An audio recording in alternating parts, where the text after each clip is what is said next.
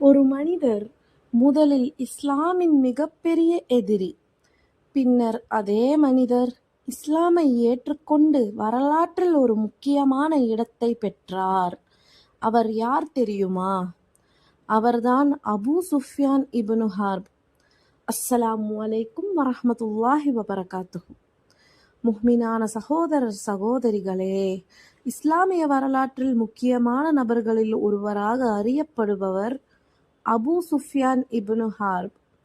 அவர் மக்காவில் வாழ்ந்த குறைஷ் குலத்தின் பெரிய தலைவர்களில் ஒருவர். இஸ்லாம் ஆரம்பித்த காலத்தில் அவர் நபி முஹம்மது ஸல்லல்லாஹு அலைஹி வஸல்லம் அவர்களுக்கும் முஸ்லிம்களுக்கும் எதிராக இருந்தார்.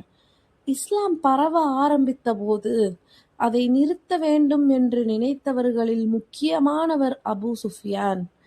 பத்ர் போரின் நேரத்தில் அவர் ஒரு பெரிய வர்த்தக காபிலாவை சிரியாவிலிருந்து மக்காவுக்கு கொண்டு வந்து கொண்டிருந்தார். அந்த காபிலாவை பாதுகாக்க குறைஷ் படை வெளியேறியது. அதன் காரணமாகவே பேட்டில் ஆஃப் பத்ர் நடந்தது.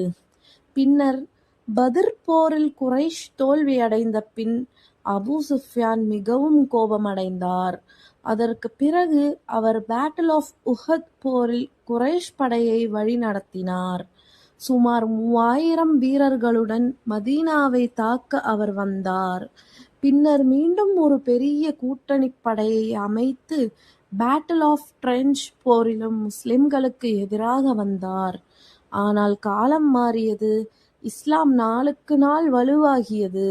இறுதியாக கான்க்வெஸ்ட் ஆஃப் மெக்கா நடந்தபோது அபூ சுஃப்யான் உண்மையை புரிந்து கொண்டார். அவர் இஸ்லாமை ஏற்றுக்கொண்டு நபி ஸல்லல்லாஹு அலைஹி வஸல்லம் அவர்களிடம் நம்பிக்கை ஏற்படுத்தினார். அதன் பிறகு அவர் முஸ்லிம்களுடன் இணைந்து வாழ்ந்தார். முஹ்மினானவர்களே, இந்த வரலாறு நமக்கு ஒரு முக்கியமான பாடத்தை கற்றுத்தருகிறது.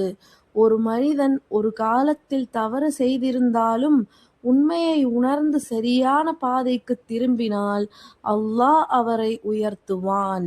அல்லாஹ் நமக்கு உண்மையை அறிந்து சரியான பாதையில் நிலைத்திருக்க தௌஃபீக் தருவானாக.